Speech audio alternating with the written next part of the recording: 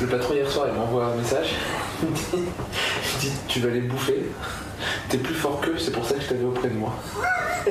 On se demande de qui il parle lorsqu'il dit ce lait. Les bouffer, c'est qui? Ce sont les juges, ce sont les parlementaires, ce sont peut-être les journalistes, le président. Donc le patron nous soutient? Ah bah il fait plus que nous soutenir.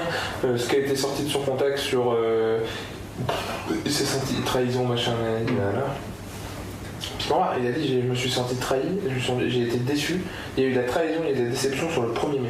Ce qu'on lit sur le SMS est assez troublant quand même. On voit très bien qu'il est protégé et c'est pour ça qu'il fanfaronnait partout. Ça remet en aucun cas en cause la confiance que je peux leur porter, enfin je peux lui porter normalement en l'occurrence, que je peux lui porter sur machin. Il l'a redit encore et je suis fier d'avoir embauché Alexandre Benalla à mon cabinet. Sur le reste, la justice, elle fera son travail. Quand j'entends les conneries qui ont été dites, machin, etc., il est comme un fou. On n'a pas le droit de mentir à une commission d'enquête parlementaire. Donc nous allons tout mettre à plat, tout regarder. S'il s'avérait qu'il y a eu un mensonge, eh bien les conséquences peuvent en être tirées par le Parlement, puisque nous pourrons, nous en tant que rapporteurs, proposer de saisir la justice. On a confirmation de toutes les invraisemblances qui nous ont été servies depuis le début sur tous les aspects du dossier.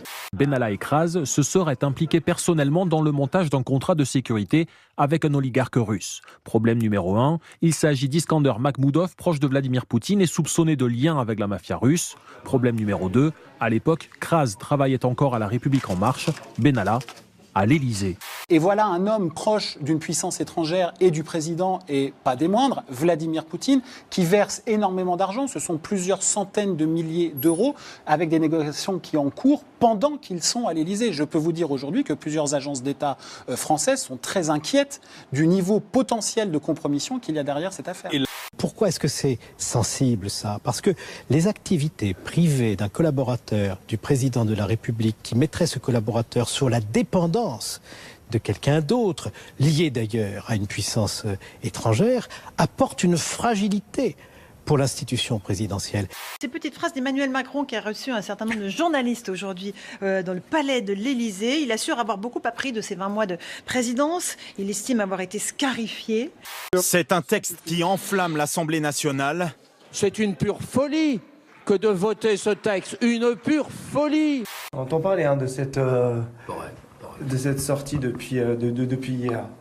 Vous l'avez préparé depuis un moment ou... Non, j'étais allé en commission lorsque M. Castaner a présenté le texte, en lui disant tout le mal que j'en pensais. Je lui ai dit c'est un texte inutile et en plus liberticide. Concrètement, jusqu'à présent, seul un juge et une condamnation judiciaire pouvaient interdire individuellement le droit de manifester.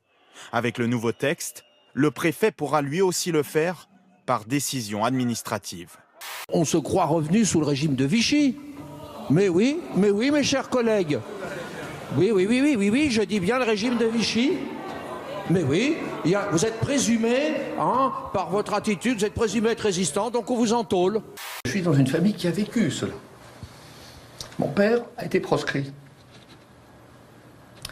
Il a été poursuivi par la police de Vichy. Vous voyez ? Donc il faut réfléchir un peu. Qu'en serait-il demain si des pouvoirs populistes, des pouvoirs plus sensibles aux thèses illibérales qui ont le vent en poupe en Europe, arrivaient au pouvoir? Moi, c'est pas du buzz, vous voyez. J'ai pas besoin de la presse pour exister, vous voyez. J'ai pas besoin de tout ça. Mais il y a des moments où il faut taper, et taper fort pour réveiller les consciences.